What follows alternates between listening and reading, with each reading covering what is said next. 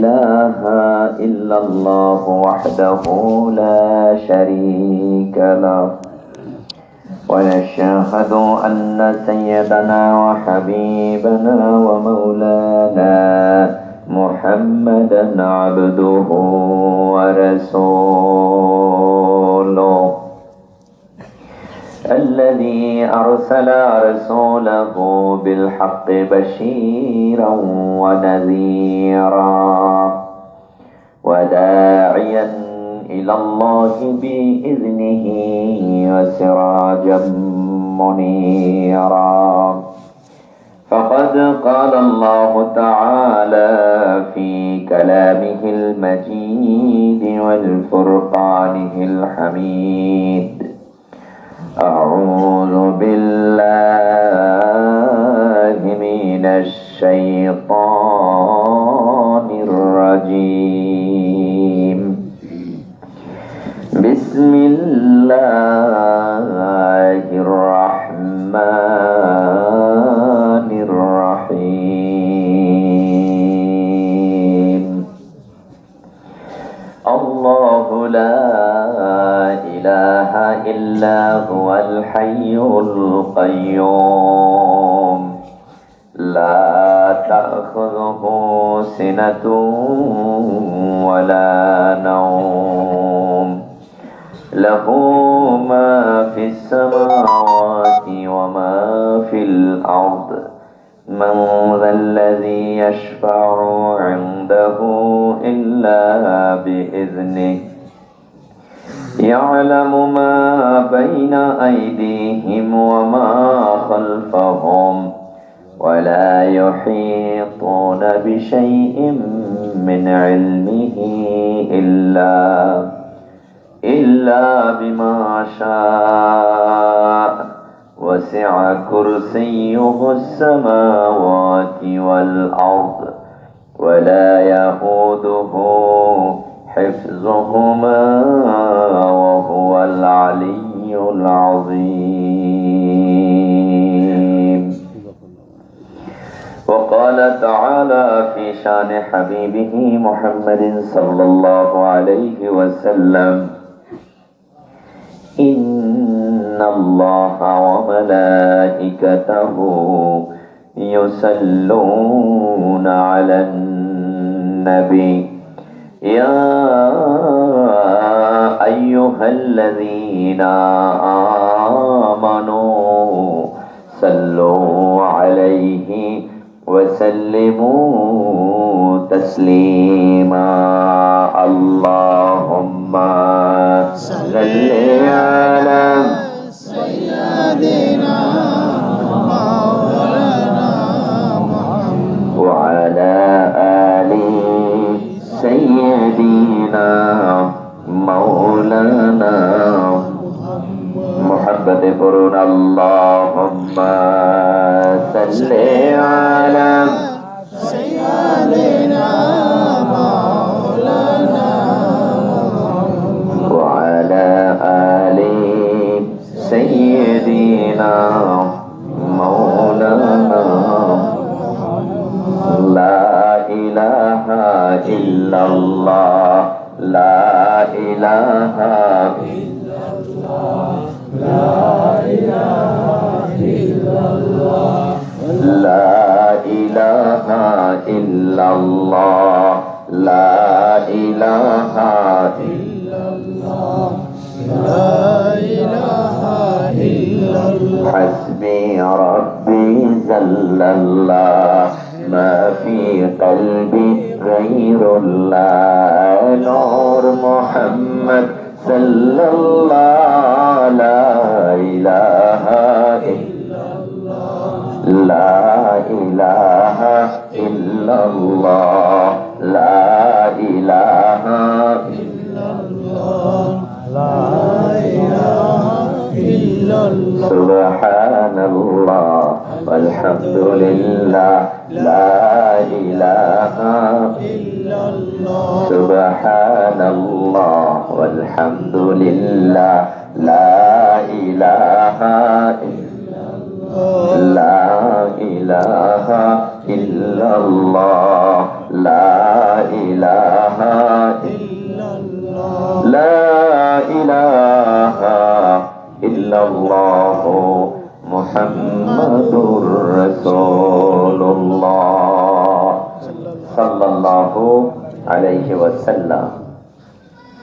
নয়াকান্দা, কাশিমপুর, উত্তরপাড়া আব্দুর রহমান মিয়া জামে মসজিদ ও যুব সমাজের উদ্যোগে আয়োজিত 50তম বার্ষিক ওয়াজ মাহফিলের মুহতারাম সম্মানিত সভাপতি জনাব হাফেজ মোহাম্মদ দেলোয়ার হোসাইন আতাহুল্লাহু উমরাহ ওয়া বারাকাল্লাহু ফি হায়াতি, আজকের মাহফিলে বিশেষ অতিথি হিসেবে আপনাদের মাঝে মূল্যবান বক্তব্য উপস্থাপন করেছেন বিশিষ্ট ইসলামী চিন্তাবিদ জনাব হযরত মাওলানা মোহাম্মদ মনিরুজ্জামান মনির,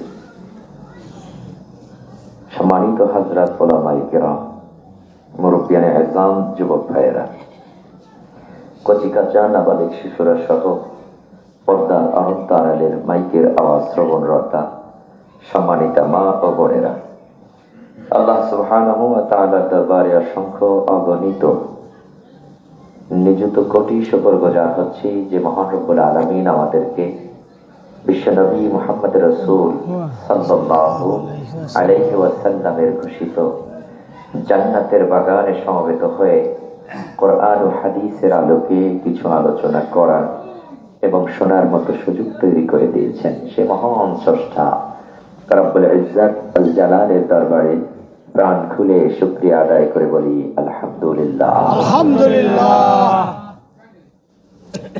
বিশ্বনবীর ভাষায় আজকের এই ময়দান জান্নাতের বাগান। জান্নাতের বাগানে জান্নাতি মানুষেরাই বসার সুযোগ পায়, ঠিক কিনা বলেন? বর্তমান সমাজে মোবাইল ফোন আর ইউটিউবের কারণে অনেক মানুষ চিন্তা করে হুজুর যে মানেরই হোক না কেন, আমরা তো আন্তর্জাতিক মানের বক্তাদের বক্তব্য ঘরে বসে বসে মোবাইল ফোনে শুনতে পাই, যার কারণে ময়দানে আসাটা তারা বেশি একটা প্রয়োজন মনে করে না।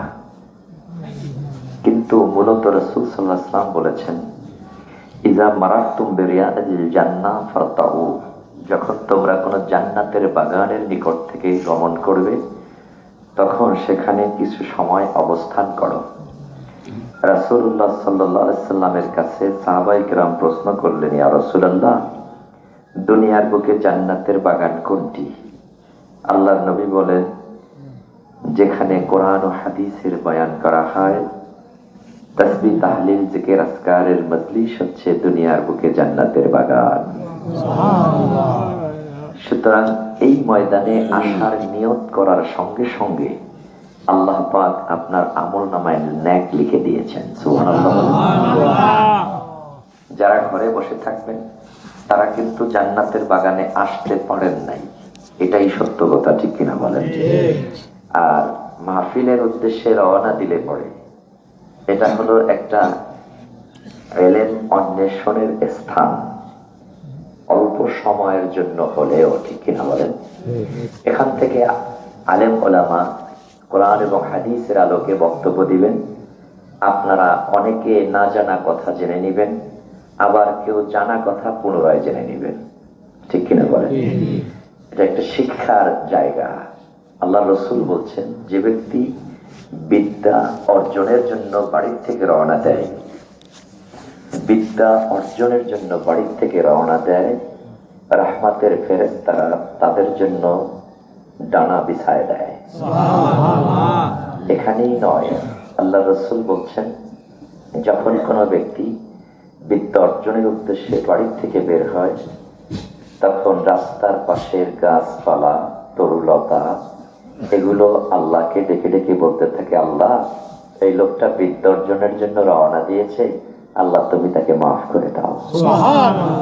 এখানে শেষ নয়, রাসূল সাল্লাল্লাহু আলাইহি ওয়াসাল্লাম বলেন, এমনকি পানির মধ্যে প্রাণী জগৎ, এই পানির প্রাণীগুলো আল্লাহকে ডেকে ডেকে বলতে থাকেন, আল্লাহ, এই লোকটা বিদ্যা অর্জনের জন্য রওনা দিয়েছে, আল্লাহ তুমি তাকে মাফ করে দাও। সুতরাং এখানে যতক্ষণ আমরা বসে থাকবো, আমার আল্লাহ প্রতিটি শ্বাস নিঃশ্বাসে আমাদেরকে ন্যাক লিখে দিবেন। শেষ মোনাজাত করে এখান থেকে আমরা বিদায় নেব, তার আগে তো কেউ যাব না, তাই না? আল্লাহ কবুল করুন, বলেন আমিন।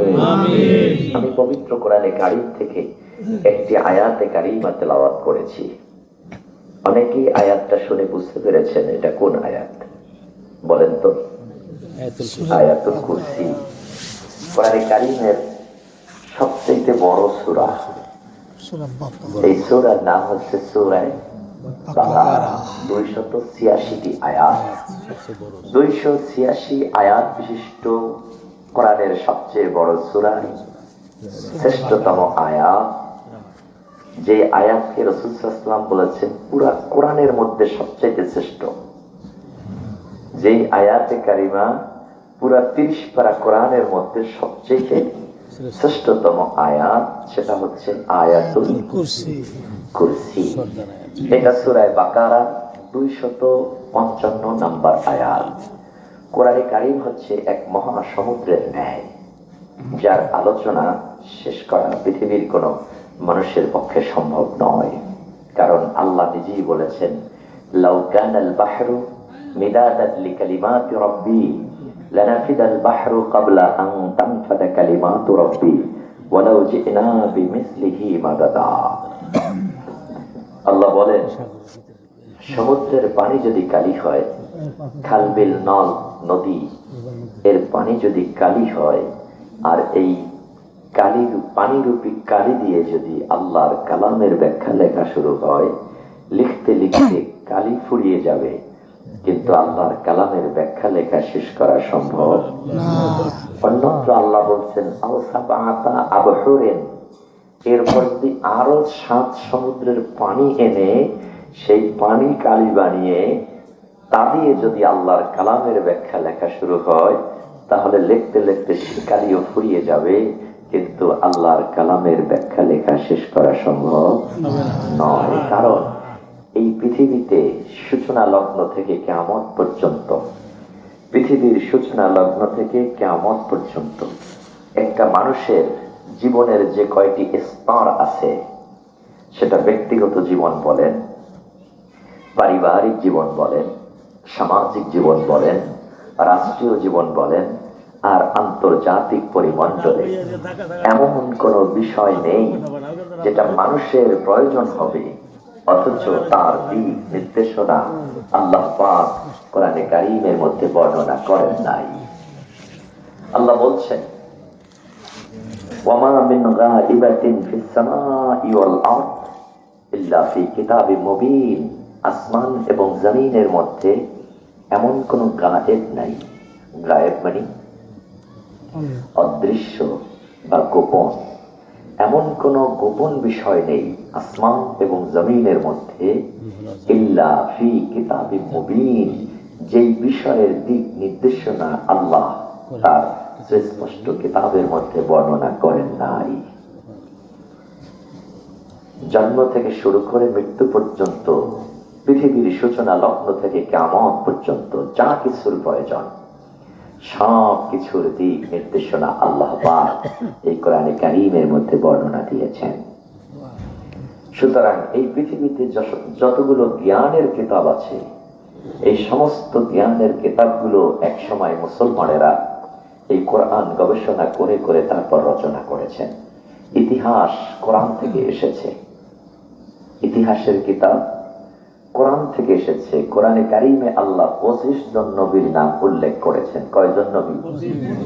যেই 25 জন নবীর নাম আল্লাহ কোরআনে বলেছেন, তারা হলেন হযরতে আদম আলাইহিস সালাম, আদম, নূহ, ইদ্রিস, ইব্রাহিম, ইসমাঈল, ইসহাক, ইউসুফ, ইয়াকুব, লূত, সালেহ, শুআয়ব, মুসা, হারুন, দাউদ, সুলাইমান, আইয়ুব, হুদ, জুলকিফল, ইউনুস, ইলিয়াস, ইয়াসা, জাকারিয়া, ইয়াহইয়া, ঈসা, মুহাম্মদ রাসূল সাল্লাল্লাহু।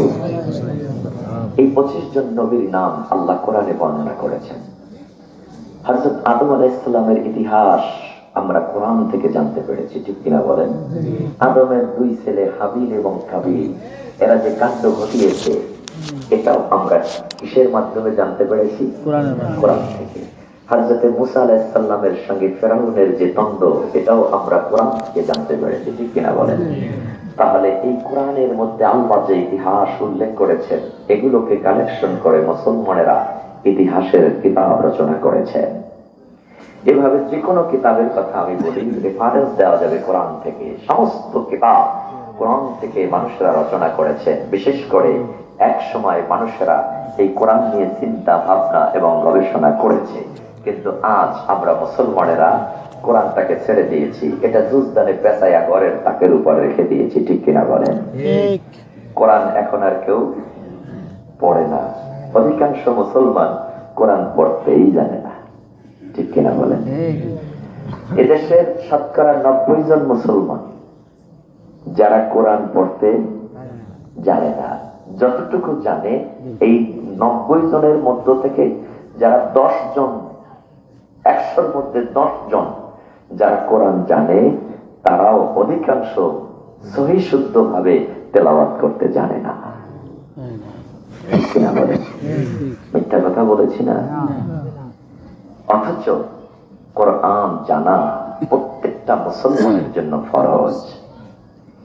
প্রত্যেকটা মুসলমানের জন্য কোরআন সহি শুদ্ধ ভাবে তেলাওয়াত শিক্ষা করা, এটা প্রত্যেক মুসলমানের জন্য ফরজ। আপনি যদি কোরআন সহি শুদ্ধ শিক্ষা গ্রহণ না করেন, আর কোরআন না শিক্ষা না জানা যদি আপনি কবরে চলে যান, তাহলে কবরের মধ্যে যে 3টা প্রশ্ন আছে না, এই 3 প্রশ্নের জবাব আপনি দিতে পারবেন না। কথাটা কঠিন হয়ে গেছে মনে হয়, তাই না? কোরআন সহি শুদ্ধ ভাবে যদি আপনি না শিক্ষা কবরে যান, তাহলে কবরে ফেরেশতার 3 প্রশ্নের জবাব আপনি দিতে পারবেন না। কেন পারবেন না? এটা রাসূল সাল্লাল্লাহু আলাইহি ওয়াসাল্লাম বলেছেন, আমার বক্তব্য নয়। আল্লাহর নবী বলছেন, মানুষ যখন কবরের মধ্যে পড়ে যায়, 1 নাম্বার প্রশ্ন করা হবে, মান রাব্বুকা। যিনি কোরআন শিখেছে তিনি বলবেন রব্বি আল্লাহ, আর যে কোরআন শেখে নাই সে বলবে হা হা লা আদ্রি, হায় আফসোস আমি জানি না। 2 নাম্বার প্রশ্ন হবে মা দীনুকা, তোমার দিন কি? যিনি কোরআন শিখেছে তিনি বলবেন দীনি আল ইসলাম, আমার দিন হলো ইসলাম। যিনি কোরআন শেখে নাই সে বলবে হা হা লা আদ্রি, হায় আফসোস আমি জানি না। 3 নাম্বার, কবরে রাসূল সাল্লাল্লাহু আলাইহি ওয়াসাল্লামকে হাজির করা হবে, আর বলা হবে মান হাযার রাজুল আল্লাযী বুইসা ফীকুম, কে এই ব্যক্তি যাকে তোমাদের মাঝে পাঠানো হয়েছিল? যিনি কোরআন শিখেছে, কোরআন পড়েছে, কোরআন অনুযায়ী জীবনটাকে গঠন করেছে, সে সাথে সাথে বলবে হাযা নবিয়ুনা মুহাম্মদ সাল্লাল্লাহু আলাইহি ওয়াসাল্লাম। আর যিনি কোরআন শিখে নাই, কোরআন পড়ে নাই, কোরআন অনুযায়ী জীবনটাকে গঠন করে নাই, তিনি বলবে এনার ব্যাপারে আমরা জেনেছি, কিন্তু ওনার সঙ্গে আমাদের কোনো সম্পর্ক ছিল না, ওনাকে আমরা চিনি না। এখন যারা 3 প্রশ্নের জবাব দিতে পারবেন, যারা 3 প্রশ্নের জবাব দিতে পারবেন, তাদেরকে কবরের মধ্যে 4 নম্বরে আরেকটা প্রশ্ন করা হবে। ভালো করে খেয়াল করে শুনবেন। যারা কবরে 3 প্রশ্নের জবাব দিতে পারবেন, তাদেরকে কবরের মধ্যে 4র্থ নম্বরে আরেকটা প্রশ্ন করা হবে। সেই 4র্থ নম্বরের প্রশ্নটা কি? 1500 বছর আগে আল্লাহর নবী তা জানায় দিয়েছেন। নবীজি বলেছেন 4 নাম্বার প্রশ্ন হবে মা ইলমুকা, তোমার ইলম কি, তোমার বিদ্যা কি, কোন বিদ্যার মাধ্যমে, কোন ইলমের মাধ্যমে তুমি এই 3টা প্রশ্নের জবাব জানতে পেরেছ? বুঝতে পারছেন? 4 নাম্বার প্রশ্ন কি হবে? মা ইলমুকা। যারা প্রশ্ন 3টার উত্তর দিতে পারবে না, তাদেরকে 4র্থ নাম্বার প্রশ্ন করা হবে না। যারা 3টা প্রশ্নের জবাব দিতে পারবেন, তাদেরকে ৪র্থ নম্বরে প্রশ্ন করা হবে, মা ইলমুকা, তোমার এলেম কি, তোমার বিদ্যা কি, কোন বিদ্যার মাধ্যমে তুমি এই ৩ প্রশ্নের জবাব জানতে পেরেছ? এই ৪ নম্বর প্রশ্নের উত্তরটা কি হবে আল্লাহর রাসূল জানায় দিয়েছেন। নবী বলেছেন, যারা ৩ প্রশ্নের উত্তরের পরে ৪র্থ নম্বর প্রশ্নের সম্মুখীন হবেন, তখন তিনি উত্তর দিবেন, কারাতু কিতাবাল্লাহ ওয়া আমানতু বিহি ওয়া সাদ্দাকতুহু, আমি আল্লাহর কোরআন পড়েছি। ৪ নম্বর প্রশ্নের উত্তর হবে, কারাতু কিতাবাল্লাহ, আমি আল্লাহর কিতাব কোরআন পড়েছি, ওয়া আমানতু বিহি, কোরআনের প্রতি ঈমান এনেছি, ওয়া সাদ্দাকতুহু, কোরআনকে বিশ্বাস করে কোরআন অনুযায়ী জীবনটাকে পরিচালনা করেছি, আর এই কোরআনের মাধ্যমেই ৩ প্রশ্নের জবাব আমি জানতে পেরেছি।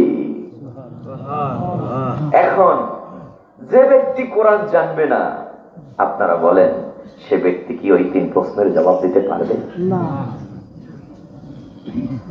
কারণ ৪ নম্বর প্রশ্ন হবে, কোন বিদ্যার মাধ্যমে তুমি এই ৩ প্রশ্নের জবাব জানতে পেরেছ? তখন উত্তর হবে, কোরআন দিয়ে জেনেছি। যে কোরআনই জানে নাই, কোরআনই শেখে নাই, সে এই ৩ প্রশ্নের জবাব দিতে পারবে না। এজন্য কবর দেখলে হযরত ওসমান রাদিয়াল্লাহু তাআলা আনহু কাঁদতেন। ওসমানকে প্রশ্ন করা হতো, ওসমান, জাহান্নামের বর্ণনা রাসূলুল্লাহ দেয়, কিন্তু জাহান্নামের বর্ণনা শুনে আপনি কাঁদেন না, কিন্তু কবর দেখলে আপনি কাঁদেন কেন? হযরত ওসমান জবাব দিতেন, শোনো, আল কবরু আউয়ালু মানজিলুম মিন মানাজিলিল আখিরাহ, কবর হলো আখিরাতের মঞ্জিল সমূহের প্রথম মঞ্জিল। যে ব্যক্তি কবরে পাস, সে সব জায়গায় অটোমেটিক পাস করে যাবে। সুতরাং এই কবরে যদি আটকে যায়, এই ৩ প্রশ্নের জবাব যদি না দিতে পারি, তাহলে সব জায়গায় আমার দুর্দশা ছাড়া আর কিছু উপায় হবে না। এজন্য হযরত ওসমান কবর দেখলেই কেঁদে দিতেন, ভয়তে না জানি এই ৩ প্রশ্নের জবাবে কবরে ধরা খেয়ে যায়। এজন্য অবশ্যই আমাদেরকে কোরআন শিখতে হবে, ঠিক কিনা বলে? কোরআন শিখলে লাভ আছে না নাই? কি লাভ আছে? আল্লাহ পাক তাও কোরআনের মধ্যে বলে দিয়েছেন। কোরআনে কারীমের মধ্যে আল্লাহ পাক জানাই দিয়েছেন, আল্লাযীনা ইয়াতলুনা কিতাবাল্লাহি ওয়া আকামুস সালাত ওয়া আনফাকু মিম্মা রাযাকনাহুম সিররাও ওয়া আলানিয়াতান ইয়ারজুনা তিজারাতান লান তাবুরা। আল্লাহ বলেন, ইন্নাল্লাযীনা ইয়াতলুনা কিতাবাল্লাহ, যারা আল্লাহর কিতাব তেলাওয়াত করবে। আল্লাহর কিতাবের নাম কি? কোরআন। জোরে বলেন। আল্লাহ বলেন, ইন্নাল্লাযীনা, নিশ্চয়ই যারা, ইয়াতলুনা কিতাবাল্লাহ, আল্লাহর কিতাব তেলাওয়াত করবে, অর্থাৎ কোরআন পড়বে। ইয়ারজুনা তিজারাতান, তারা এমন একটা ব্যবসার আশা করবে, লান তাবুরা, যেই ব্যবসায় কোনদিন কোন লস নাই। কোরআন পড়লে ব্যবসার কথা ঘোষণা দিয়েছেন কে? আল্লাহ। দুনিয়ার মানুষ ব্যবসা খুব ভালো বোঝে, বোঝে কিনা? দুনিয়ায় বেঁচে থাকার জন্য যত ধরনের ব্যবসা আছে, সব ব্যবসা মানুষ ভালো বোঝে, কিন্তু আল্লাহর সঙ্গে মানুষ ব্যবসা করলে যে লাভ পাওয়া যাবে, এই ব্যবসাটা খালি মানুষেরা বোঝে না, ঠিক কিনা বলেন? আল্লাহ বলেন, শোনো, যারা আল্লাহর কোরআন পড়বে, তারা এমন একটা ব্যবসার আশা করবে যেই ব্যবসায় কোনো লস নাই, অথচ দুনিয়ায় ব্যবসা করতে গিয়ে লাভ হতে পারে, লসও হতে পারে। আবার অনেক ব্যবসায়ী একেবারে দেউলিয়াও হয়ে গেছে, ঠিক কিনা? কিন্তু আল্লাহ বলেন আমার সঙ্গে ব্যবসা করলে সেই ব্যবসায় কোনো লস নেই। এখন কোন ধরনের ব্যবসা হতে পারে? কোরআন তেলাওয়াত করলে আমার নবী তাও জানায় দিয়েছেন। নবী বলেন, শোনো, মান ক্বারাআ হারফাম মিন কিতাবিল্লাহ ফালাহু হাসানাতুন ওয়াল হাসানাতু বিআশরি আমসালিহা লা আকুলু আলিফ লাম মিম হারফুন বাল আলিফু হারফুন লাম হারফুন মিম হারফুন। সুবহানাল্লাহ বলেন। নবী বলেন, মান ক্বারাআ, যে ব্যক্তি পাঠ করবে, হারফাম মিন কিতাবিল্লাহ, আল্লাহর কিতাবের একটা হরফ। কয়টা হরফ? ফালাহু হাসানাতুন, তার জন্য রয়েছে একটা নেকি। কয়টা? এবার নবী বলেন, শোনো, আল্লাহ ওই একটা নেকি দিয়েই ক্ষান্ত হবেন না। ওয়াল হাসানাতু বিআশরি আমসালিহা, ওই একটা নেকিকে আল্লাহ পাক 10 গুণ বাড়ায় দিবে। তাহলে একটা হরফ করলে কয়টা নেকি পাবো? এখন নবী আরো খোলাখুলি বলছেন, লা আকুলু, আমি বলি না, লা আকুলু, আমি বলি না, আলিফ লাম মিম হারফুন, আমি বলি না যে আলিফ লাম মিম একটা হরফ, এ কথা আমি বলি না। বাল আলিফু হারফুন লাম হারফুন মিম হারফুন, নবী বলেন আলিফ একটা হরফ, লাম একটা হরফ, মিম একটা হরফ।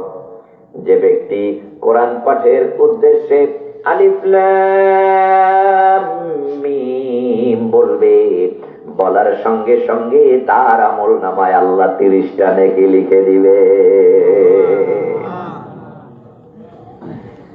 নবীজি বলছেন, শোনো, কোরআন পাঠ করলে এমন ব্যবসা হয়, জেনে রাখো, আল কোরআন ওয়াস সিয়াম ইয়াশফাআন লিল আবদ, কোরআন এবং রমজান মাসের রোজা, কোরআন এবং রমজান মাসের রোজা, এই দুইটা জিনিসের কিয়ামতের ময়দানে আল্লাহর জবান খুলে দিবেন। সুবহানাল্লাহ বলেন। কোরআন এবং রমজান মাসের রোজা, এই দুইটা জিনিসের জবান খুলে দিবেন কিয়ামতের ময়দানে। কোরআন কথা বলবে আল্লাহর সঙ্গে, সুবহানাল্লাহ বলেন। আবার আল্লাহ বলছেন, শোনো, কি বলবে কোরআন জানো? যে আল্লাহ, এই আপনার বান্দা রাতের বেলা রমজান মাসে কোরআন তেলাওয়াত করেছে, আমি তারে ঘুমাইতে দেই নাই। কোরআন বলবে, আমি ইন্নী মানাতুহুন নাওম ফিল লাইল, আমি বলছি না, আল্লাহ রাসূল বলছেন যে কোরআন বলবে ইন্নী মানাতুহুন নাওম ফিল লাইল, ইন্নী নিশ্চয় আমি মানাতুহু, তাকে মানা করেছি, নিষেধ করেছি। নাওম মানে ঘুম, ঘুমাইতে নিষেধ করছি। লাইলুন মানে রাতে, রাতের বেলা আমি তারে ঘুমাইতে দেই নাই, সে রাতের বেলা জাগ্রত হয়ে কোরআন তেলাওয়াত করেছে। আল্লাহ ফাসাফিনি ফিহি, এর জন্য আমার সুপারিশ তুমি গ্রহণ করো। তাহলে কোরআন আপনাকে সুপারিশ করবে, কোরআনের জবান খুলে যাবে। আবার এই কোরআন কিয়ামতের ময়দানে আপনার বিরুদ্ধে আল্লাহর দরবারে মামলা দায়ের করবে। এই কোরআন আল্লাহর দরবারে মামলা দিবে। কি দেবে জানেন মামলা? মামলাটা হলো, আল্লাহ ইন্না আবদাকা হাযা আত্তাখিযুনি মাহযুরা ফাকযি বাইনি ওয়া বাইনাহু, আল্লাহ তোমার এই বান্দা যিনি নিজেকে মুসলিম দাবি করেছে, তার জন্য কোরআন শিক্ষা করা ছিল ফরজ, তিনি কোরআন শেখেন নাই। সুতরাং আল্লাহ ইন্না আবদাকা হাযা, নিশ্চয়ই তোমার এই বান্দা। ভালো করে বুঝলেন কিভাবে বলবে কোরআন? যে ইন্না নিশ্চয়ই আব্দাকা তোমার বান্দা হাযা এইটা এইটা এইটা, এভাবে ধরে ধরে কোরআন বলবে। আত্তাখিযুনি মাহজুরা, দুনিয়ায় আমাকে খেল তামাশা মনে করেছে, একটু পড়ে নাই, জুলতানে পেঁচায়া ঘরের তাকের উপর রেখে দিয়েছে, ময়লা পড়ে আছে, ঘরের কেউ কোরআনটাকে একটু উল্টায়ও না, একটু পড়েও না। এই ময়লা পড়ে থাকার পর কয়েকদিন ঘরের স্ত্রী ডেকে ডেকে বলে, শোনো, কোরআনটা ঘরে পড়ে আছে, ময়লা আবর্জনা মেখে আছে, সুতরাং এই ময়লা আবর্জনা অবস্থায় যদি কোরআন থাকে তাহলে কোরআনের লানত আসতে পারে আমাদের উপরে, সুতরাং কোরআনটাকে আর ঘরে রাখো না, ওইটারে মসজিদে রাইখে আসো। কোথায় রেখে আসো? এখন আর ঘরেও জায়গা নেই, ঠিক কিনা বলে? এই কোরআন বলবে, ইন্না আব্দাকা হাযা, ও আল্লাহ তোমার এই বান্দা, তোমার এই বান্দা, এই বান্দা আত্তাখিযুনি মাহজুরা, ওরা আমাকে খেল তামাশা মনে করেছে। ও আল্লাহ, ফাকদি বাইনি ওয়া বাইনাহু, আজকের এই কিয়ামতের ময়দানে ওর আর আমার সঙ্গে তুমি ফয়সালা করে দাও, ওর আর আমার মাঝে ফয়সালা করে দাও। এই কোরআন আপনার বিরুদ্ধে আল্লাহর দরবারে মামলা দায়ের করবে। পক্ষান্তরে যদি আপনি কোরআন পড়েন তাহলে রাসূলুল্লাহ সাল্লাল্লাহু আলাইহি ওয়াসাল্লাম বলেন, কোরআন কিয়ামতের ময়দানে কোরআন তেলাওয়াতকারীর জন্য আল্লাহর দরবারে সুপারিশ করে জান্নাতে নিয়ে যাবে। এজন্য কোরআন শেখার দরকার আছে না নাই? আছে না নাই? শিখবে কারা? ছোট ছোট বাচ্চারা, তাই না? আর মুরব্বীরা যারা আছেন না, শিক্ষাই কবরে যাবেন, ঠিক কিনা? আরে শেখার কোনো বয়স নেই, শেখার বয়স আছে? আপনি 90 বছর বয়স জানি আপনার হয়েছে, 82 বছর বয়স, এই বয়সেও দুনিয়ায় বেঁচে থাকার জন্য আপনার চেষ্টা আছে না নাই? হ্যাঁ, অসুস্থ হইলে ডাক্তারের কাছে যান কি যান না? ঠিকভাবে ওষুধ খেতে হবে, এই আমাকে মনে করাই দিও আমার ওষুধ জানি ঠিক মতন চলে, বলে কি বলে না? দুনিয়ায় বেঁচে থাকার জন্য আপনার 90-95 বছর বয়স হয়েছে, ছেলে মেয়ে স্ত্রী পুত্র পরিজনদেরকে বারবার ডেকে ডেকে বলেন, আমারে ঔষধ ঠিক মতন সময়ে খাওয়াইও। বেঁচে থাকার জন্য বারবার আপনি তাকিদ দিচ্ছেন, কিন্তু জাহান্নামের আযাব থেকে বেঁচে থাকার জন্য আপনার কোনো তাকিদ নাই, ঠিক কিনা বলেন? এজন্য শেখার কোনো বয়স নাই, শেখার কোনো বয়স নেই। ভালো করে শুনবেন, হৃদয়ের কান দিয়া। বেশিক্ষণ কথা বলবো না, 10:30টার মধ্যে আলোচনা শেষ করার চেষ্টা করবো। অলরেডি 10:45 বাইরে গেছে, আর 1.5 ঘন্টা। সম্মানিত ভাইয়েরা আমার, কিয়ামতের ময়দানে প্রত্যেকটা মানুষ যখন আটকে যাইবে কোরআন না শেখার কারণে, যখন আল্লাহর দরবারে ধরা খেয়ে যাবে, তখন এই মানুষগুলো বাঁচার জন্য চেষ্টা করবে, ঠিক কিনা বলেন? প্রত্যেকটা মানুষ দুনিয়ায় তো যখন কোনো বিপদে পড়ে বাঁচার জন্য চেষ্টা করে, কি করে না? কিয়ামতের ময়দানে যখন আপনি বিপদে পড়ে যাবেন তখন আপনি বাঁচার জন্য চেষ্টা করবেন। এই বাঁচার জন্য চেষ্টা করতে গিয়ে আল্লাহকে ডেকে ডেকে বলবেন, ও আল্লাহ, আমরা কোরআন না শেখার কারণে যদি আপনার দরবারে আসামি হয়ে থাকি, জেনে রাখুন ও মালিক, এই ব্যাপারে আমাদের কোনো দোষ নাই। নিজেকে নির্দোষী বানানোর জন্য আল্লাহর দরবারে বলবেন, আল্লাহ, কোরআন না শিক্ষা আসামি হয়েছে, এতে আমাদের কোনো দোষ নাই। কারণ কারণ আমরা নিজেদের ইচ্ছায় দুনিয়ায় আগমন করি নাই। আমাদের দুনিয়ায় আসার পিছনে আমাদের মা ছিল, দুনিয়ায় আসার পিছনে আমাদের বাবা ছিল। এই মা এবং বাবাকে তুমি দায়িত্ব দিয়েছিলা, তোমার সন্তানকে তুমি দিন শিখাবা। আমি বুড়া হয়ে গেছি, 80-90 বছর বয়স হয়েছে, আমার মা আমার বাবা আমার দিন শিখায় নাই, কোরআন শিখায় নাই। ওগো আল্লাহ, মা বাবা যদি আমার দিন কোরআন শিখাতো, তাহলে এই কোরআনের আসামি আমরা হইতাম না। এইটা আপনি মুরব্বী মানুষ, আপনার মায়ের বিরুদ্ধে আপনার বাবার বিরুদ্ধে আল্লাহর দরবারে মামলা করবেন। আমি বানাইয়া কোনো কথা বলি না, আর বানাইয়া বানাইয়া কিসসা কাহিনীর ওয়াজ করার অভ্যাস আমার নেই। আপনারা এখানে আরো 2 বছর এসেছি আমি, এরপরে কাশিমপুর মাদ্রাসায় 2 বছর এসেছিলাম, 2 বার। ওই জায়গায়, কোন জায়গায় জানি, সর্দার বাড়ি, ওখানেও আমি 2 বার এসেছি। এই যে তো বয়ান শুনছেন, এরপর হয়তো আপনাদের মধ্যে কিছু মানুষ বদুয়া দরবারেও গেছে, সেখানেও আমার আলোচনা শুনেছে। কিসসা কাহিনী, গল্প গুজবের আলোচনা আমি শিখি নেই।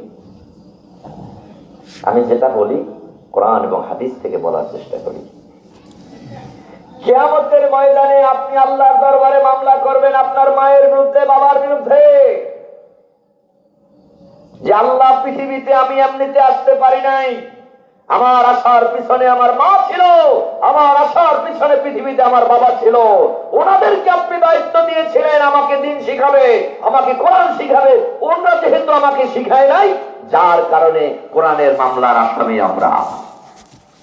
ও আল্লাহ, সুতরাং আপনি আমাদেরকে নাজাত দিয়ে দেন, এটা আল্লাহকে বলবেন। এখানেই নয়, শুধু আপনি আপনার মায়ের বিরুদ্ধে, বাবার বিরুদ্ধে বলবেন, ও আল্লাহ, কই আমার মা, কই আমার বাবা, নাজআলহুমা তাহতা আকদামিনা লিআকুনা মিনাল আসফালিন। আমার মা কই, আমার বাবা কই, যদি আমাকে জাহান্নামে যেতে হয়, তাহলে ওই মা এবং বাবাকে পায়ের তলে রেখে তারপরে জাহান্নামে যাব। এ কথা আমার বক্তব্য না, কার বক্তব্য? আল্লাহর কোরআনের আয়াত। নাজআলহুমা তাহতা আকদামিনা, কাদামুন শব্দের অর্থ হচ্ছে পাও, তাহতুন মানে নিচ, পায়ের নিচে ফলাইয়া পড়াইয়া তারপরে জাহান্নামে যাব। এখানেই না, আরো বলবেন, কি বলবেন জানেন? ও আল্লাহ, কই আমার মা, কই আমার বাপ, আতিহিম দিফাইন মিনাল আযাব, আমাদেরকে যদি শাস্তি দিতে হয়, আমাদের মা বাবাকে ডাবল শাস্তি দিতে হবে। এই বুড়া মানুষগুলা বলবেন, যারা শেখেন নাই কোরআন, ওনাদেরকে ডাবল শাস্তি দেন। আবার আপনি বলবেন, হুজুর, মা বাবার বিরুদ্ধে কি মামলা দেওয়া যায়? আরে কত কষ্ট করছে তারা, মা 10 মাস 10 দিন পেটে ধারণ করেছে, জীবনের ঝুঁকি নিয়ে সন্তান ভূমিষ্ঠ করেছে, আবার লালন পালন করতে গিয়ে কত কষ্ট করলো মা, কত কষ্ট করেছে বাবা, তার রেখে যাওয়া অর্থ সম্পদ দিয়ে নিয়ে আজকে দুনিয়ায় জীবিত। আজকে আমি একজন প্রভাবশালী হয়েছি বাবা মায়ের অর্থ সম্পদ দিয়া। এই বাবা মায়ের বিরুদ্ধে আমরা মামলা দেব না, এ কথা আপনি বলতে পারেন, কিন্তু কিয়ামতের অবস্থাটা কি হবে? কোরআনে কারিমে আল্লাহ বলছেন, কোরআনে কারিমের মধ্যে আল্লাহ পাক বলেন, ইয়াউমা ইয়াফিরুল মার'উ মিন আখিহি ওয়া উম্মিহি ওয়া আবিহি ওয়া সাহিবাতিহি। কিয়ামতের ময়দানে অবস্থাটা এমন হবে, ভাই ভাইয়ের পরিচয় দিবে না, সন্তান মায়ের পরিচয় দিবে না, মা সন্তানকে দেখে পালিয়ে যাবে, পিতা তার সন্তানকে দেখে পালিয়ে যাবে, সন্তান তার পিতাকে দেখে পালিয়ে যাবে, কেউ কারো পরিচয় দিবে না। সবাই শুধু নফসি নফসি নফসি, আপন পরাণ বাঁচাও। নিজে বাঁচার জন্য সবাই চেষ্টা এবং সাধনা থাকবে। সুতরাং ওই দিন কেউ কাউকে বাঁচানোর জন্য চেষ্টা করবে না, নিজেকে কেমন করে বাঁচাবে সেই জন্য মানুষ পাগল হয়ে যাবে। সুতরাং আপনি বাঁচার জন্য আপনার মায়ের বিরুদ্ধে, বাবার বিরুদ্ধে আপনি মামলা করবেন। এখন আপনার মা এবং বাবাকে এই মামলার থেকে বাঁচাতে চান কিনা? চান? কথা কর না কেন? তাহলে বাবা মাকে বাঁচানোর একটা উপায় আছে, সেটা হলো আপনি এখন নিজে কোরআন শিখবেন আর মায়ের জন্য বাবার জন্য দোয়া করবেন। আল্লাহ, আমার মা আমার বাবা বোঝে নাই, আমাকে দিন শিখাতে হবে, কোরআন শিখাতে হবে, এটা মা বাবা বোঝে নাই। সুতরাং আল্লাহ, আমি আমার নিজের চেষ্টা এখন কোরআন শিখতেছি, সুতরাং আল্লাহ তুমি আমার মায়ের বাবারে মাফ করে দাও। এজন্য আপনাকে কোরআন শিখতে হবে। বয়স আপনার 90 হোক, কোনো কিছু বুঝে এটা যায় আসে না, আপনাকে কোরআন শিখতেই হবে। এখন এই অনেক বুড়া মানুষ যাদের জবান থেকে কোরআনের শব্দ উচ্চারিতই হয় না, তারা কি করবে? দুনিয়ায় বেঁচে থাকার জন্য যদি ঔষধের কথা স্মরণ করাই দিতে মনে থাকে, তারাও জাহান্নামের আযাব থেকে বাঁচার জন্য মসজিদের ইমাম সাহেবের ধরবেন, মুয়াজ্জিন সাহেবের ধরবেন, একজন হাফেজ সাহেবের ধরবেন, একজন মাওলানা সাহেবের ধরবেন, যে কোরআন তো পড়তে জানি না, একটু শিখাই দেন। আপনার ভুল হবে, ত্রুটি হবে, এইভাবে চেষ্টা করতে করতে যদি আপনি কবরে চলে যান, আপনি তালিবুল ইলম হয়ে কবরে চলে যাবেন। আর এই চেষ্টা এবং সাধনার কারণে আল্লাহ আপনাকে অবশ্যই মাফ করে দিবেন। এখন আরেকটা কথা হলো, আপনি বুড়া মানুষ, আপনি যদি আপনার মা বাবার বিরুদ্ধে মামলা করেন কিয়ামতের ময়দানে, কি কারণে? যে আপনার মা বাবা আপনারে দিন ধর্ম কোরআন শিখায় না, এই কারণে। এই কাজটা যদি আপনি করেন যে আপনার সন্তানকে দিন শিখালেন না, ধর্ম শিখালেন না, কোরআন শিখালেন না, তাহলে আপনার সন্তানকে আপনার বিরুদ্ধে মামলা করবে না? হ্যাঁ হ্যাঁ, আপনি যেভাবে মামলা করবেন বাঁচার জন্য মা বাবার বিরুদ্ধে, আপনি যদি আপনার সন্তানকে দিন ধর্ম কোরআন না শেখান, কিয়ামতের ময়দানে আপনার এই সন্তান আপনার বিরুদ্ধে আল্লাহর দরবারে মামলা দায়ের করবে। তাহলে সন্তানের মামলা কে কে খাইতে রাজি আছেন? হাত তুলে দেখান। আবেগে হাত তুলছে ভাই আমার। সবাই কি কেউ খাইতে চান না মামলা? কিয়ামতের সন্তানের মামলা কেউ খাইতে চান না। তাহলে আপনার দায়িত্ব কি হবে? জোরে বলেন, জোরে বলেন। তাহলে কি করবেন? জানুয়ারি মাস আসতেছে না, ছেলে মেয়েদেরকে কোথায় ভর্তি করাই দেবেন? কোথায় কোরআন শেখানো হয়? স্কুলে, হাই স্কুলে, কলেজে, বিশ্ববিদ্যালয়, কোথায় শেখানো হয়? হাতে ধরি, পায়ে পড়ি। বিনয়ের সাথে বলে যাই, আপনার সন্তানদেরকে, যারা মুসলিম নিজেকে দাবি করছেন, সন্তানকে ইসলামের উপর ভিত্তি তৈরি করে দেন, ইসলামের উপর ভিত্তি তৈরি করে দেন। ওকে সহি শুদ্ধ কোরআন শিখায়া তারপর আপনি ডাক্তার বানান, বানান, ইঞ্জিনিয়ার বানান, বানান, ওকে যা কিছু বানান, বানান, আমার কোনো আপত্তি নাই। ওর ভিত্তিটা যেন কোরআনের উপর হয়। তাহলে কি হবে? কুল্লু শাইইন ইয়ারজিউ ইলা আসলিহি। কোরআনের উপর ভিত্তি হলে পড়ে এরপর ও ডাক্তার, ইঞ্জিনিয়ার, দুনিয়া সব চষে বেড়াক, এক সময় ইয়ারজিউ ইলা আসলিহি, মূল ভিত্তির দিকে আবার ফিরে আসবে, মূল ভিত্তির উপর আবার ফিরে আসবে। সহি শুদ্ধ কোরআন শিখেছে, এখন ডাক্তার, একজন সুন্দর সহি শুদ্ধ কোরআন তেলাওয়াতকারী। একজন ইঞ্জিনিয়ার, সে হবে মসজিদের ইমাম, তার পিছনে মুসল্লিরা সালাত আদায় করবে, কারণ নামাজে কোনো ত্রুটি হবে না। সম্মানিত ভাইয়েরা আমার, এজন্য কোরআনে কারীম শেখা প্রত্যেকটা মুসলমান নর এবং নারীর জন্য ফরজ। কোরআন না শিখে কবরে যদি চলে যান, কবরে 3 প্রশ্নের জবাব দিতে পারবেন না, সাথে সাথে কিয়ামতে কোরআনের মামলা আপনাকে খেতে হবে।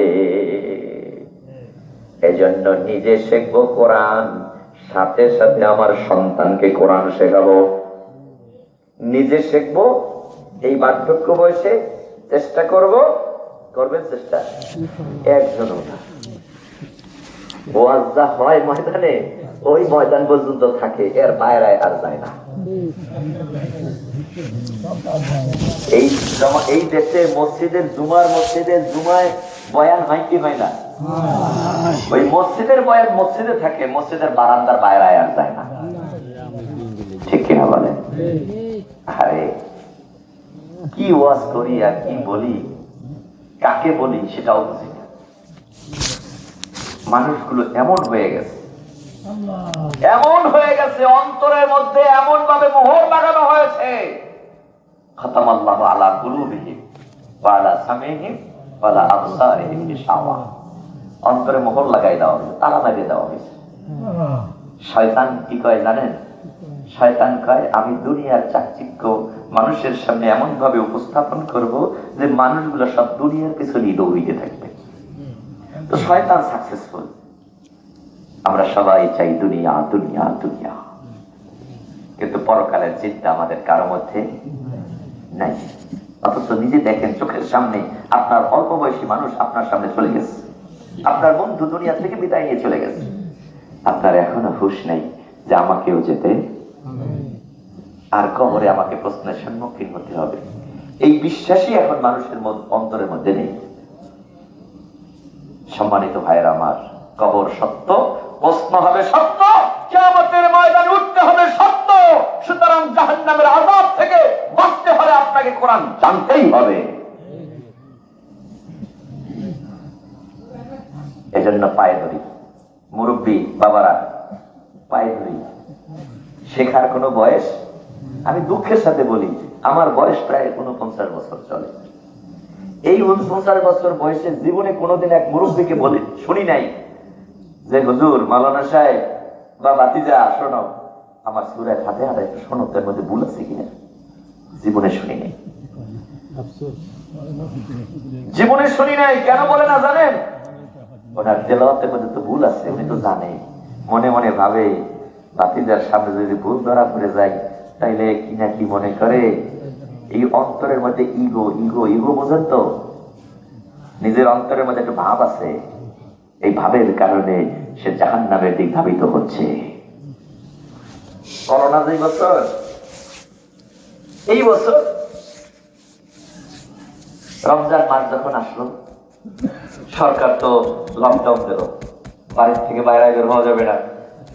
আমিও চিন্তা করলাম, এই রমজান মাসে প্রতি বছর আমার প্রোগ্রাম থাকে বিভিন্ন টিভি চ্যানেলে, রমজানের প্রোগ্রাম গুলো করি। এবছর তার যাবো না কোথাও, বাড়িতে রয়ে গেলাম। তাও নিজের গ্রামের বাড়ি। গ্রামের বাড়িতে থাইকা রমজানের আগের জুমায় মসজিদে ঘোষণা দিলাম, শুনুন, কোরআনের শিক্ষার গুরুত্বের উপর বয়ান করে এরপর বললাম, এই রমজান মাসে আমি বাড়িতে আছি, আমাকে পুরা রমজান মাসে মাত্র 25 থেকে 27টা ঘন্টা যদি আপনারা দেন, ইনশাআল্লাহ আমি গ্যারান্টি দেব আপনাদেরকে, এই 25-27 ঘন্টার মধ্যে আপনি ইমামের যোগ্য হয়ে যাবেন। প্রতিদিন 1 ঘন্টা আমি আপনাদেরকে ফ্রি পড়াবো।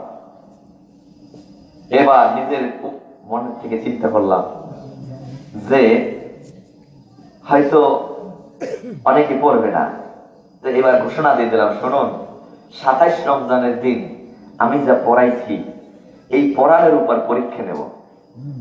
পরীক্ষায় আবার জাজ আনবো অন্য থেকে, দূর থেকে, তারা বিচারক থাকবে। এই বিচারকরা ফার্স্ট সেকেন্ড থার্ড ঘোষণা দিবেন।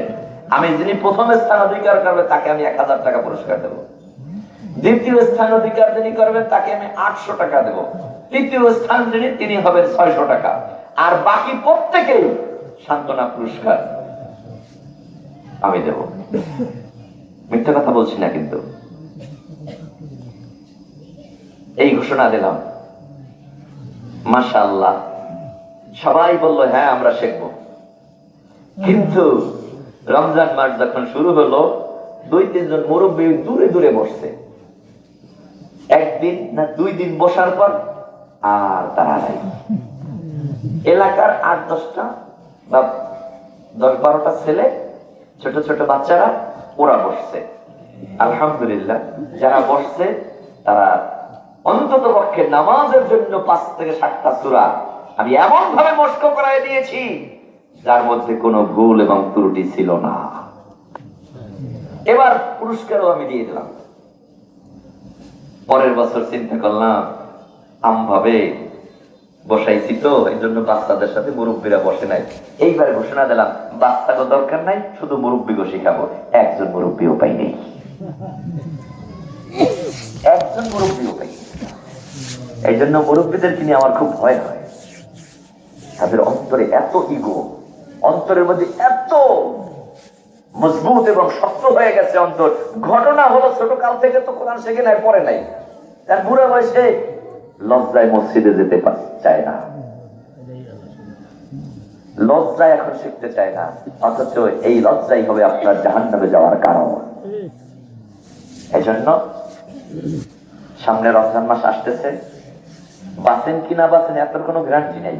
যদি মনে করেন রমজান মাস পর্যন্ত বাইসে থাকবো গ্যারান্টি আছে, তাহলে রমজান পর্যন্ত অপেক্ষা করেন। আর যদি মনে করেন যে রমজান পর্যন্ত বাঁচার কোনো গ্যারান্টি নেই, তাহলে আগামীকালকে ইমাম সাহেবকে ধরবেন। যারা মুরব্বীরা আছেন অন্তত পক্ষে 4 থেকে 5টা সূরা সহি শুদ্ধ ভাবে তেলাওয়াত শিখে দিবেন। সহি শুদ্ধ তেলাওয়াত, তেলাওয়াতের মধ্যে ভুল ত্রুটি থাকলে সেটা কবিরা গুনাহ হয়ে যাবে। কিভাবে দেখেন, শুধুমাত্র একটু টান দিতে যদি ভুল করেন, টান সুর দিতে, সেটাও কবিরা গুনাহ হয়ে যেতে পারে। কিভাবে? আমরা গাড়িতে ওঠার সময় বা লঞ্চে ওঠার সময় একটা দোয়া করি, এটার নাম জানি কি? বিসমিল্লাহি মাজরিহা ওয়া মুরসাহা ইন্না রাব্বি লাগফুরুর রহিম। এই ইন্না নিশ্চয়ই, রব্বি আমার রব, লাগফুরুর রহিম অবশ্যই ক্ষমাশীল এবং দয়ালু। ইন্না রাব্বি নিশ্চয়ই আমার রব, লাগফুরুর রহিম অবশ্যই ক্ষমাশীল এবং দয়ালু। এখন এই জায়গায় আপনি পড়ছেন এভাবে, ইন্না রাব্বি লাগফুরুর রহিম। কি পড়ছেন? লা, একটু টান দিয়ে পড়ছেন। এখন এই টানের কারণে অর্থ কি হয়েছে জানেন? এই টানের কারণে অর্থ হয়েছে আমার রব ক্ষমাশীল না, দয়াশীল না, আমার রব একজন জালেম। এই টান দিয়ে পড়ার কারণে আপনি আপনার রবকে জালেম বানিয়েছেন, আল্লাহর বিরুদ্ধে আপনি তোহমাত জারি করেছেন। এজন্য আল্লাহ বলছেন, শোনো, ওয়ারাত্তিলিল কুরআনা তারতিলা। কোরআন যখন পড়বা তারতিল সহকারে পড়ো, সহি এবং শুদ্ধভাবে পড়ো। সম্মানিত ভাইয়েরা আমার, এজন্য আপনি মনে করেন আমি তো সূরায় পারি, ফাতিহা পারি, সূরা ইখলাস পারি, ইন্না তাইনা পারি, কুল হুয়াল্লাহ পারি, কিন্তু পারার মধ্যে যে কত ভুল আছে এই খবর আপনার মধ্যে নাই। এজন্য ভালো একজন আলেমের কাছে শিক্ষা, কোথায় ভুল আছে ভুলটাকে শুদ্ধ করে নেন। বাস 5টা সূরাই আপনাকে বলে না যে কোরআন শরীফ পুরো পড়তে হবে।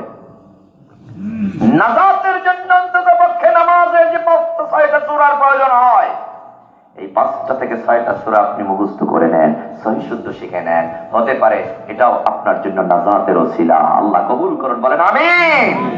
সম্মানিত ভাইয়েরা আমার, আপনাদের মাঝে একটা আয়াতে কারিমা তেলাওয়াত করেছি, আয়াতুল কুরসি। রাসূল সাল্লাল্লাহু আলাইহি ওয়াসাল্লাম বলেন, কোরআনের মধ্যে সবচেয়ে মর্যাদাশীল আয়াত হলো, বিশ্বনবী সাল্লাল্লাহু আলাইহি ওয়াসাল্লাম বলেন, আয়াতুল কুরসি যে ব্যক্তি সকালবেলা পাঠ করবে, সন্ধ্যা পর্যন্ত শয়তানের সকল ধরনের ওয়াসওয়াসা থেকে আল্লাহ তারে হেফাজতে রাখবেন। আবার যে ব্যক্তি রাতের বেলা আয়াতুল কুরসি পাঠ করে, আমার নবী বলেন পুরা রাত্র সকাল পর্যন্ত শয়তানের সব ওয়াসওয়াসা থেকে আল্লাহ তারে হেফাজতে রাখেন, এখানেই নয়। আমার নবী বলেন, শোনো, মান কারাআ আয়াতুল কুরসি কুল্লা দুবুরা সালাতিল মাকতুবা, যে ব্যক্তি প্রত্যেক নামাজ, ফরজ নামাজের পরে, কোন নামাজের পর? ফরজ নামাজের পরে মান কারাআ আয়াতুল কুরসি, আয়াতুল কুরসি পাঠ করবে, ওই ব্যক্তির জন্য জান্নাতের বাধা হলো মউত। জান্নাতের বাধা কি? মরার সাথে সাথে ঘোষণা দিয়েছেন মুহাম্মদ সাল্লাল্লাহু আলাইহি ওয়াসাল্লাম। নবীর কথা মিথ্যা হতে।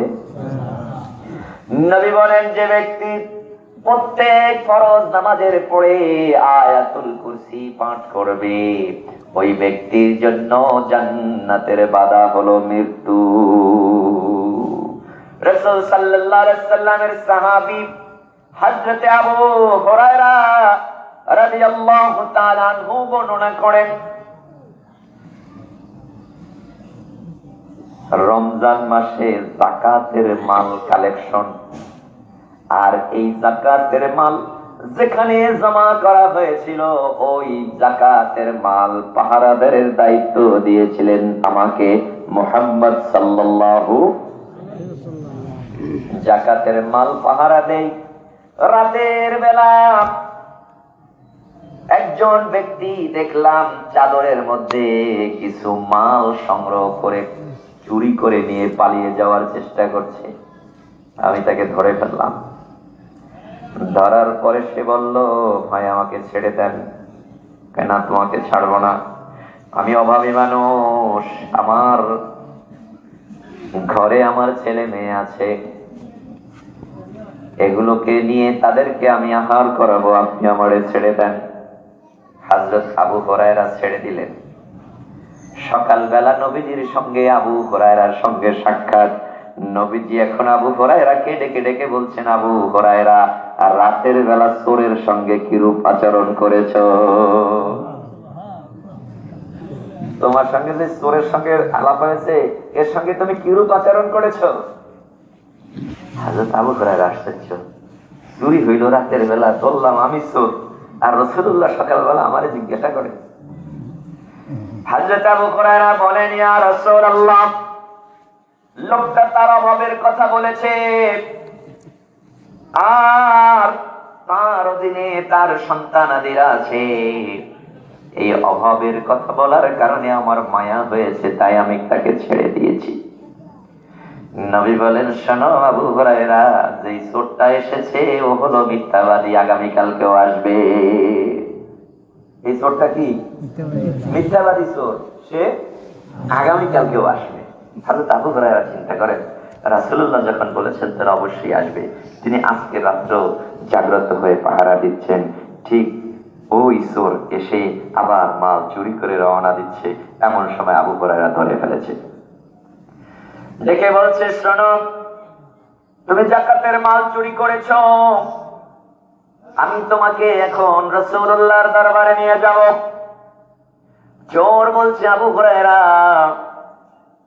আমাকে ছেড়ে দাও, আমি অভাবী মানুষ, নিঃস্ব মানুষ, দ্বিতীয়বার ভুল করেছি, আবু হুরায়রা আর কোনদিন চুরি করব না, আমারে ছেড়ে দাও। হযরত আবু হুরায়রা বলেন, আজকেও আমি তারে ছেড়ে দিলাম। পরের দিন আবার সকালবেলা রাসূলুল্লাহর সঙ্গে সাক্ষাৎ। নবীজি ডেকে বলেন, ও আবু হুরায়রা, কালকেও চোরের সঙ্গে কিরূপ আচরণ করেছো? আবু হুরায়রা বলেন, ইয়া রাসূলুল্লাহ, চোর অভাবী মানুষ, অভাবের কথা বলেছে, এবার বলেছে আর সে কোনোদিন চুরি করবে না, তাই ছেড়ে দিয়েছি।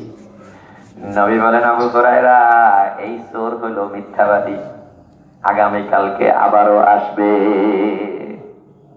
এইবার তৃতীয় দিন আবু হুরায়রা বলেন, আজকে আমি পাহারাদারের দায়িত্ব পালন করছি, রাতের বেলা দেখি ঠিক সেই চোর এসেছে, মালামাল চুরি করে রওনা দিচ্ছে, আমি আবার তাকে ধরে ফেললাম।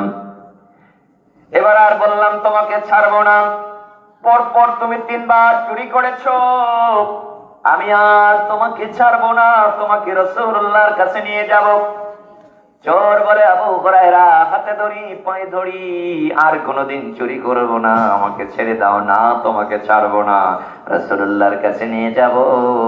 চোর বলে, আবু হুরায়রা তুমি আমারে রাসূলুল্লাহর কাছে নিও না, তোমাকে এমন কয়েকটা কথা বলবো, সেই কথাগুলো যদি তুমি আমল করো আল্লাহ তোমারে ভালোবাসবে।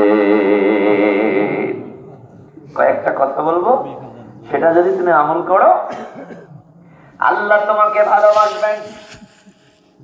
হযরত আবু হুরায়রা বলেন, তাহলে বলো তোমার সেই কথাগুলো যেটা বললে আল্লাহ আমাকে ভালোবাসবেন।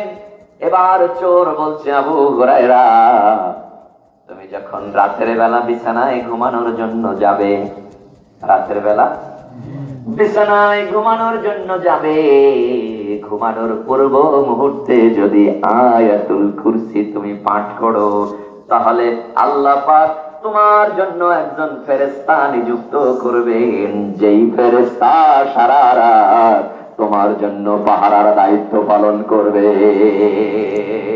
কোন জিন, কোন শয়তান তোমাকে স্পর্শ করতে পারবে।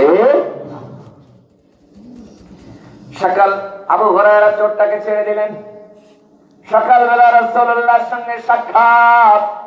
আমার নবী আবু হুরায়রাকে ডেকে বলছেন, ও আবু হুরায়রা তুমি আজকে চোরের সঙ্গে কিরূপ ব্যবহার করেছো? আবু হুরায়রা বলেন, ইয়া রাসূলুল্লাহ চোর তো চুরি করে এসেছি, ধরে ফেলেছি, আপনার দরবারে হাজির করব, কিন্তু সে বলেছে এমন একটা কথা আমাকে শিখাই দিবেন, যেই কথা আমি পালন করলে আল্লাহ আমারে ভালোবাসবে।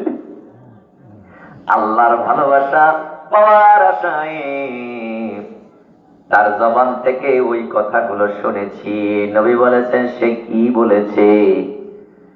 এবার আবু হুরায়রা বলেন, ইয়া রাসূলুল্লাহ সে বলেছে ঘুমানোর পূর্বে যদি আয়াতুল কুরসি তেলাওয়াত করি, তাহলে আল্লাহ পাক আমার জন্য একজন ফেরেশতা নিযুক্ত করে দিবেন, যেই ফেরেশতা সারা রাত আমার জন্য পাহারাদারের দায়িত্ব পালন করবে, কোন ধরনের জিন শয়তান আমাকে স্পর্শ করতে পারবে না। এজন্য আমি তাকে ছেড়ে দিয়েছি।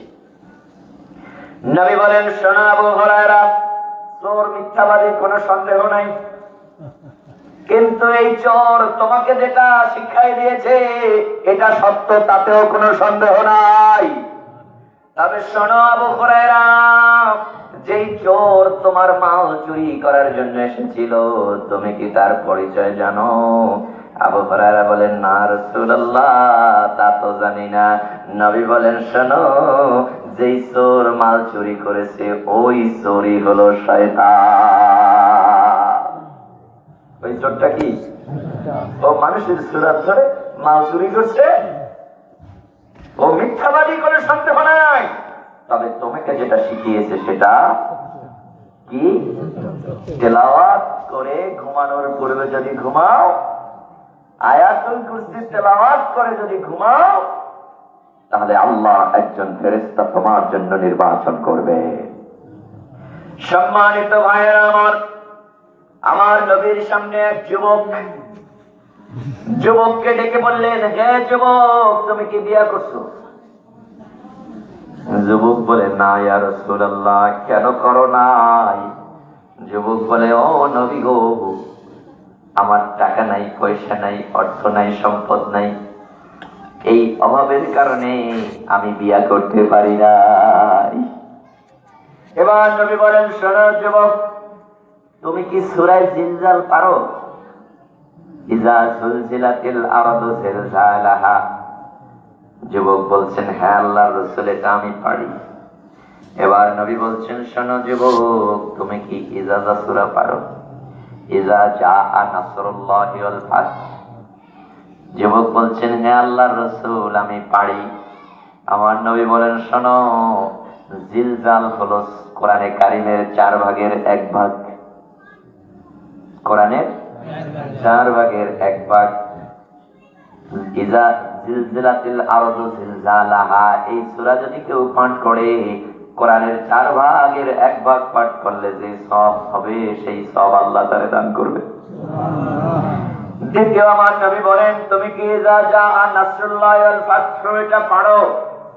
যুবক বলেন, হ্যাঁ আল্লাহর রাসূল আমি পারি। নবী বলেন, শোনো এটাও কোরআনের 4 ভাগের 1 ভাগ। আবার আমার নবী বলেন, তুমি কি বলিয়া আইয়ুহাল কাফিরুন লা আ'বুদু মা তা'বুদুন, এই সূরাটা পারো? যে হুজুর আমি পারি। আমার নবী বলেন, শোনো এটাও কোরআনের 4 ভাগের 1 ভাগ। নবী বলেন, শোনো তুমি কি সূরা ইখলাস পারো? কুল হুয়াল্লাহু আহাদ আল্লাহুস সামাদ লাম ইয়ালিদ ওয়া লাম ইউলাদ ওয়া লাম ইয়াকুল লাহু কুফুয়ান আহাদ, এই সূরাটা পারো? বললেন, জি হুজুর পারি। নবী বলেন, শোনো সূরা ইখলাস হলো কোরআনের 4 ভাগের 1 ভাগ। অন্য বর্ণনায়, বুখারীর বর্ণনায় এসেছে সূরা ইখলাস হলো কোরআনের 3 ভাগের 1 ভাগ। 3 বার সূরা ইখলাস পড়লে পুরা 30 পারা কোরআনের সওয়াব আল্লাহ তাআলা আমলনামায় দান করেন। আল্লাহর নবী বলেন, শোনো তুমি নিজেকে দরিদ্রতার প্রকাশ করেছো, অথচ তুমি জিলজাল পারো, কুলিয়া আইয়ুহাল কাফিরুন পারো, ইজাজা পারো, কুল হুয়াল্লাহ পারো, এরপরও নিজেকে দরিদ্র ভাবছো? শোনো আবু হুরায়রা, শোনো যুবক, তুমি কি কোরআন শরীফের যে সূরা বাকারা আয়াতুল কুরসি এটা কি পারো? যুবক বললেন, হ্যাঁ আল্লাহর রাসূল এটাও পারি। সুবহানাল্লাহ। এবার আমার নবী বলেন, শোনো যুবক, এই আয়াতুল কুরসি এটাও কোরআনের 4 ভাগের 1 ভাগ। নবী বলেন, শোনো যুবক, যারা এই সূরাগুলো পড়ে আয়াতুল কুরসি জানে সে কখনো দরিদ্র হতে পারে না। সুতরাং জেনে রাখুন, কোরআন জানেওয়ালা মানুষগুলো টাকা পয়সার দিক দিয়ে দরিদ্র হতে পারে, কিন্তু আল্লাহর দরবারে এই মানুষগুলো সবচাইতে বেশি ধনী। সম্মানিত ভাইয়েরা আমার, আয়াতুল কুরসির মর্যাদা আছে না নাই? কত বড় মর্যাদা! প্রতি নামাজের পরে পরে আয়াতুল কুরসি পাঠ করলে জান্নাতে যাওয়ার বাধা কি? জোরে বলেন। এত মর্যাদা কেন এই আয়াতুল কুরসির মধ্যে? কারণ হলো এই আয়াতুল কুরসির মধ্যে রয়েছে আমার আল্লাহর সংক্ষিপ্ত পরিচয়, আল্লাহর পরিচয়। এই আয়াতুল কুরসির মধ্যে থাকার কারণে এই আয়াতের মর্যাদা বাড়ায় দিয়েছেন কে? আবার দেখেন সূরা ইখলাস, ছোট্ট একটা সূরা, নবী বলেন একবার পাঠ করলে কোরআন 3 ভাগের 1 ভাগ পাঠ করার সওয়াব আল্লাহ দান করবেন। একদিন নবীজি সাহাবীদের মাঝে বললেন, ও সাহাবীরা রে, তোমাদের মধ্যে কার সাধ্য আছে কোরআনের 3 ভাগের 1 ভাগ তেলাওয়াত করার? সাহাবায়ে কেরাম চুপ হয়ে রয়ে গেলেন। কেউ কেউ বললেন, ইয়া রাসূলুল্লাহ, তো আমাদের অনেকেরই সাধ্য নাই। আমার নবী বলেন, শোনো, যদি আয়াতুল কুরসি পাঠ করো 3 ভাগের 1 ভাগের সওয়াব আল্লাহ দিয়ে দিবে। এই আয়াতুল কুরসির মর্যাদা দিয়েছেন কে? আল্লাহ। কেন আল্লাহ দিলেন? কারণ এই আয়াতুল কুরসির মধ্যে রয়েছে আল্লাহর পরিচয়। সুবহানাল্লাহ। দেখেন, মসজিদে নববী, মসজিদে কুবা, মক্কা থেকে হিজরত করে আল্লাহ রাসূল যখন মদিনায় গেলেন, সর্বপ্রথম যে মসজিদটাকে নির্মাণ করেছেন ওই মসজিদটার নাম হলো মসজিদে কুবা। এই কুবা মসজিদের ইমাম নির্বাচন করেছেন মুহাম্মদ সাল্লাল্লাহু। ইমাম সাহেব যখন নামাজ পড়ান সূরা ফাতিহার সঙ্গে সূরা ইখলাস, কুল হুয়াল্লাহ, এরপর অন্য সূরা মিলায়া নামাজ পড়েন। ফজরের ওয়াক্তে সূরা ফাতিহা, সূরা ইখলাস, অন্য সূরা মিলায়া নামাজ পড়ে। আবার মাগরিবের সময় একই কাজ, সূরা ফাতিহা, সূরা ইখলাস। আবার এশার সময় সূরা ফাতিহার সঙ্গে সূরা ইখলাস মিলায়া নামাজ পড়ে। মুসল্লিরা ডেকে বলছেন, জনাব হুজুর, ইমাম সাহেব শুনুন, কোরআন শরীফে তো অনেক সূরা আছে, কিন্তু সূরা ফাতিহার সঙ্গে সূরা ইখলাস মিলায়া আপনি নামাজ পড়েন কেন? অন্য সূরা কেন আপনি পড়েন না? আমরা কিন্তু এই এক সূরা একইভাবে নামাজ আমাদের কাছে ভালো লাগে না। ইমাম সাহেব বলছে, শোনো, আমি সূরা ফাতিহার সঙ্গে সূরা ইখলাস মিলায়া নামাজ পড়বই পড়ব। যদি আমার ইমাম রাখো তো রাখবা, না হয় আমি ইমামতি ছেড়ে দিব, কিন্তু আমি যেই পদ্ধতিতে নামাজ পড়ি এই পদ্ধতি ছাড়তে পারবো না। ওনার মতো যোগ্য ইমামও আর কেউ নাই। রাসূলুল্লাহ ইমামত বানাইয়া দিয়েছেন ওনাকে। সাহাবায়ে কেরাম নবীজির কাছে আসলেন, ইয়া রাসূলুল্লাহ, আপনার কুবা মসজিদের ইমাম নামাজ পড়ে সূরা ফাতিহার সঙ্গে সূরা ইখলাস মিলায়া। ইয়া রাসূলুল্লাহ, আমরা মুসল্লিরা বাধা দিয়েছি, আমাদের কথা সে শোনে না। নবী গো, আপনি একটু ব্যবস্থা করেন। এবার আমার নবীজি ডাকলেন কুবার মসজিদের ইমাম সাহেবকে, ডেকে বললেন, মুসল্লিদের চাহিদা অনুযায়ী কেন নামাজ পড়াও না? তুমি প্রতি নামাজে সূরা ফাতিহার সঙ্গে সূরা ইখলাস কুল আল্লাহ মিলায়া নামাজ পড়ো কেন? এবার ইমাম সাহেব বললেন, ইয়া রাসূলুল্লাহ, এই সূরা ইখলাসের মধ্যে রয়েছে আমার আল্লাহর পরিচয়।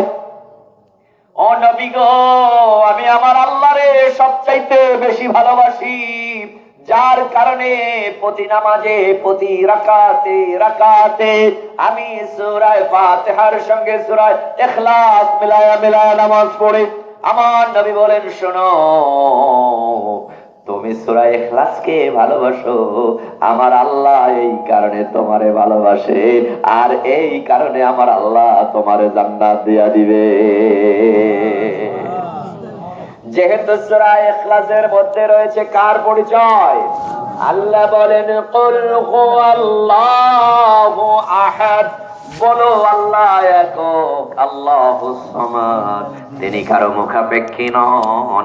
লাম ইয়ালিদ ওয়া লাম ইউলাদ, নিজে জন্মগ্রহণ করেন নাই, কাউকে জন্ম দেন নাই। ওয়া লাম ইয়াকুল লাহু কুফুয়ান আহাদ, আকাশ আর জমিনে আল্লাহর সমকক্ষ আর কেউ নাই।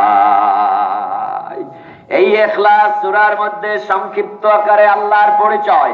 আবার আয়াতুল কুরসির মধ্যে আল্লাহর পরিচয় আল্লাহ তুলে ধরেছেন। আল্লাহ বলছেন, আল্লাহু লা ইলাহা ইল্লা হুয়াল হাইয়ুল কাইয়ুম লা তাখুযুহু সিনাতুন ওয়ালা নাওম। আল্লাহু আকবার।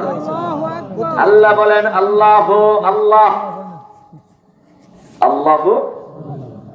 লা ইলাহা ইল্লা হুয়াল হাইয়ুল কাইয়ুম, কোন ইলাহ নাই, কোন মাবুদ নাই, কোন উপাস্য নাই, তিনি ব্যতীত, আল্লাহ ব্যতীত কোন উপাস্য নাই। হুয়াল হাইয়ুল কাইয়ুম, তিনি চিরঞ্জীব, চিরস্থায়ী। সুবহানাল্লাহ। আল্লাহর পরিচয় দিচ্ছেন। আল্লাহ হচ্ছেন তিনি যিনি ছাড়া কোনো ইলাহ নাই। ইলাহ মানে উপাস্য, ইলাহ নাই মানে মাবুদ, যার ইবাদত করবে বান্দা, তিনি হচ্ছেন একমাত্র কে? তাহলে আল্লাহ ছাড়া অন্য কারো ইবাদত করা যায় না, অন্য কারো উপাসনা করা যাবে না। ও মুসলমান, নামাজ পড়বো কার জন্য? জোরে বলেন। আল্লাহর নাম নিতে কষ্ট হয় আপনাদের? কেউ জানি আল্লাহ নামটা নিতেই জানি মনে হয় কষ্ট হচ্ছে আপনাদের। সমস্যাটা কি জানেন? এই কষ্টের পিছনে কারণটা কি জানেন? জবানে কেন আল্লাহর নাম উঠতে চায় না জানেন? তার কারণ হলো আল্লাহর নামের স্লোগান এই 16 বছর বন্ধ ছিল। 16 বছরে আল্লাহর নামের স্লোগান দিতে পারে নাই। যখনই দিতে গেছে তখনই ব্যারিকেড করে ধরে নিয়ে গেছে। ঠিক কিনা বলেন? 10 জন মানুষ এক জায়গায় কোরআনের কথা বলতে সাহস পায় নাই। ঠিক কিনা বলেন? একটা কথা বলছি আমি, আমার কাছে এরকমেরও এসেছে। বাগেরহাটে গেলাম, হুজুর কি আমাদের এখানে আইন করে দিয়েছে, আমরা যারা দিনের পথে আল্লাহর জমিনে আল্লাহর কোরআন প্রতিষ্ঠার জন্য যারা আমরা আন্দোলনরত আছি, আমাদেরকে আইন করেছে আমাদের দোকানে যেন কোনো লোক এসে না বসে। দোকানে বসে 2-3 জন একসঙ্গে গল্প করতে আমাদের নিষেধ। এক, দ্বিতীয়ত আমরা রাস্তায় একাকী বাসায় যাব আর একাকী দোকান পর্যন্ত আসব, 2 জনে গল্প করতে করতে আমরা যেতে পারবো না। এরকমের আইন আমাদের উপর চালানো হচ্ছে বাগেরহাটে, আজকে না বেশ কয়েক বছর আগে। তো এই ছিল অবস্থা। মূল কথা কি, আল্লাহর নামের স্লোগান যদি সমাজ থেকে উঠে যায়, সেই সমাজ থেকে দিন অটোমেটিক বিদায় নিয়ে চলে যায়।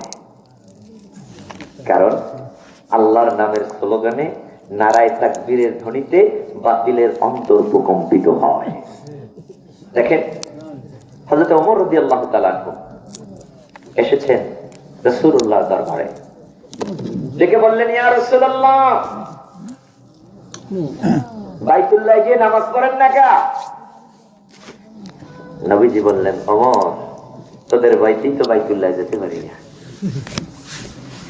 এবার ওমর বলেন, ইয়া রাসূলুল্লাহ,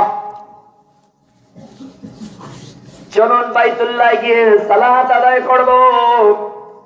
এক কাতারে থাকবে আপনার চাচা আমির হামজা, আর অপর কাতারে আমি ওমর। ওমর চলে আসলেন, বাইতুল্লাহর দেয়ালের উপর উঠলেন। দেয়ালের উপর দাঁড়ায় ওমর ঘোষণা দিলেন, লিল্লাহে তাকবীর। এবার আল্লাহু আকবার বললেন না, হযরত ওমর ঘোষণা দিলেন, লিল্লাহে তাকবীর। তাকবীরের ধ্বনি শোনার সঙ্গে সঙ্গে মক্কার কাফের মুশরিকগুলো কুত্তার মতো দৌড়াইতে দৌড়াইতে আসছে। কিরে, এত বড় কলিজাটা কার? বাইতুল্লাহর সামনে এসে তাকবীরের ধ্বনি দেয়। দৌড়াতে দৌড়াতে এসে দেখে হযরতে ওমর, আল্লাহু আকবার। এবার লোকজন সব জমায়েত হয়েছে। ওমর তেজস্বী কণ্ঠে ঘোষণা দিলেন, শোনো,